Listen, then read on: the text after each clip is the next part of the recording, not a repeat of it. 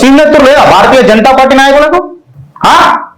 అరే పదవులు తీసుకుంటారా ఒక్కొక్కడు అధికార ప్రతినిధుల లెక్క చిల్లర చిల్లర పంచాయతీలు చెప్తున్నా. నోట్ పొట్ట చీల్సొక మాట రాదు, పొట్ట చీల్సొక మాట రాదు. పెద్ద పెద్ద పోగడలు మళ్ళా పదవులు తీసుకొని.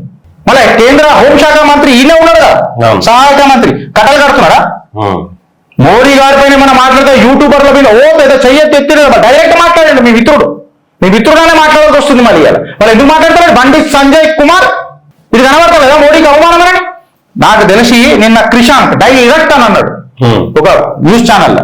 మళ్ళీ నేను మాట్లాడితే ఏదైనా మాట్లాడతారు అనమాట. అట్లీస్ట్ అపోజిషన్ అయినా సరే ప్రధానమంత్రి గౌరవం ఇచ్చిండు.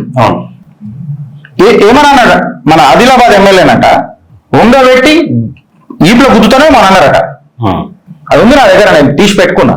మళ్ళా సిగ్గుచరా లేవా భారతీయ జనతా పార్టీ నాయకులకు? కార్యకర్తలు అని చెప్పుకొని సిగ్గుపడుతున్నాం రాబాయి. నాకు అర్థం కాదు ఇప్పుడు ఏం ఏం ఏం ఇంత దిగజారిపోవుగా. అది మా మీద దాడులు లేపినాక మాత్రం ఎగేస్తారు నాయన. మహిళా మోర్చా కార్యకర్తల నాలుగు ఎగేస్తారు. మళ్ళీ సిగ్గు చెప్పిన ఆ కాలేజ్ యాజమాన్యం నడుపుతాడు చూడు స్కెచ్లేసి. వాళ్ళ గాయనాన్ని కూడా అడుగుతున్నా, నీకు సీనియర్ రకరకరకరగా మరపతలేదు, పదవులు తీసుకున్నావు, కుర్చీ మడత పెట్టి కిందికని. మళ్ళీ టీం బ్రిగేడ్ కంతా ఏమేం చేయాలా? యాదొస్తలేదా? దేశ ప్రధానిని మాట్లాడుతూ ఉంటే స్టేట్మెంట్లు పెద్ద పెద్దగా ఇంత పెద్ద ముక్కు పెట్టుకుని మాట్లాడతారు ఒక్కొక్కడు. ఇలా రగులుతున్నది నా దేశ ప్రధాని అన్నారని మెడలు వంచి ఏంది మాటలు?